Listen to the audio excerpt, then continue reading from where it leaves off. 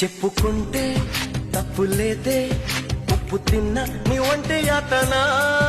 ఒప్పుకుంటే ఒప్పుకోదే, నిప్పులాంటి నీకుంటే వేదన. నేనుంది అందుకేగా ఏమంది ఇంతలో.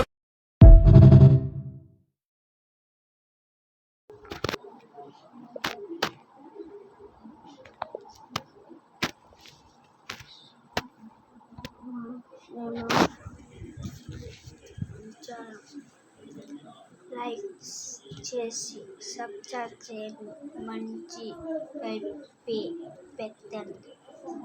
లైక్స్ అన్నది చేసి నాకు చేస్తానని నేను చెప్తాను.